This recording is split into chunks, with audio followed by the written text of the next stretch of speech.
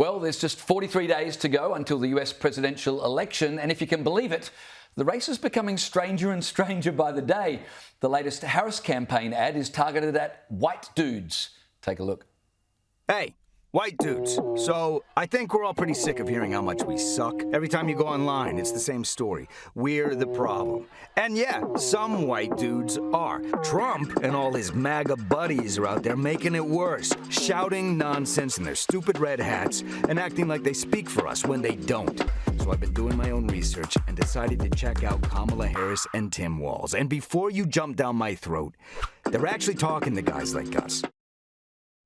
Well, joining us now is Based Politics co-founder, journalist and commentator Brad Palumbo. Brad, great to see you. Why do the Democrats insist on dividing every part of the electorate into identity groups?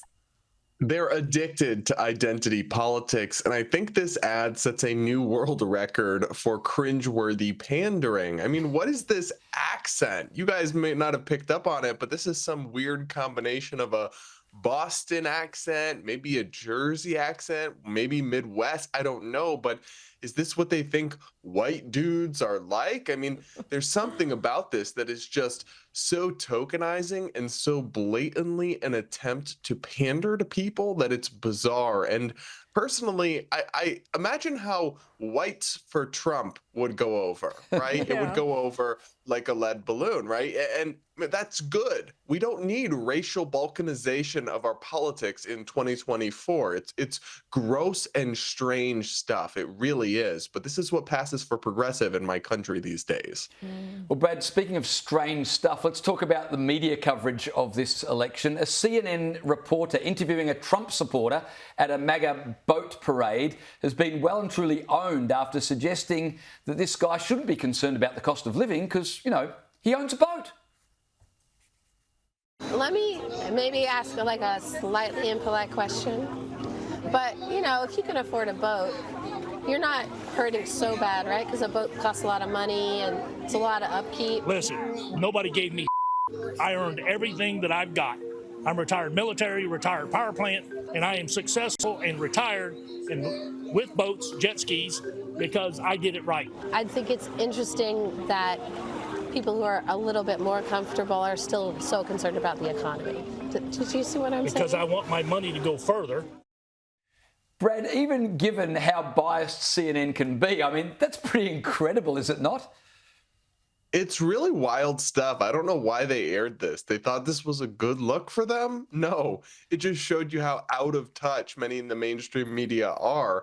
Because one, it's factually wrong to suggest that everyone who owns a boat is extremely wealthy. A lot of them are middle class, and some people own a boat instead of a home. So it's just doesn't mean you're fabulously wealthy and don't need to worry about the price of gas or food.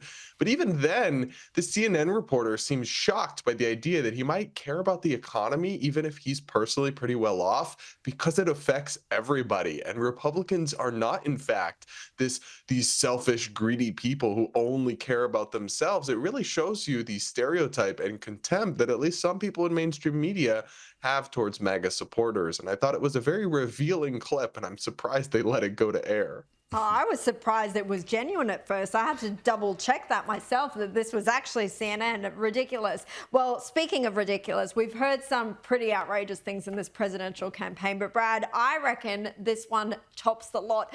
A commentator on MSNBC reckons Vladimir Putin will be intimidated by Kamala Harris because she's black. Check this out.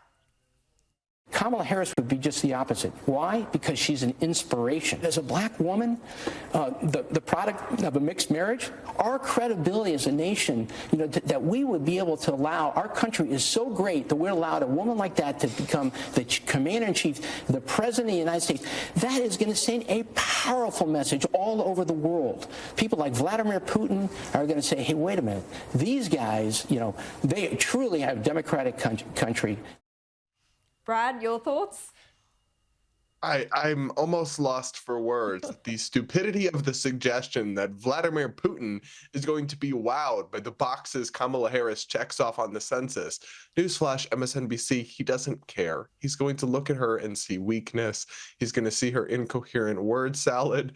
And frankly, he's been undeterred by the Biden-Harris administration these last few years. He looked at them and didn't seem at all impressed or stunned by their diversity and equity and inclusion. No, he decided to do an illegal invasion of Ukraine under their watch. So this is identity politics obsession to the nth degree, and it shows you how addiction to identity really corrodes your thinking and just pushes you into absolute brain rot territory. There's nothing wrong with a black person or an orange person or a white person or any other kind of person being president, but it's not an accomplishment, and it's certainly not going to frighten foreign dictators that we have so much diversity in America. They could care less. They're looking at the cold, hard facts of the situation.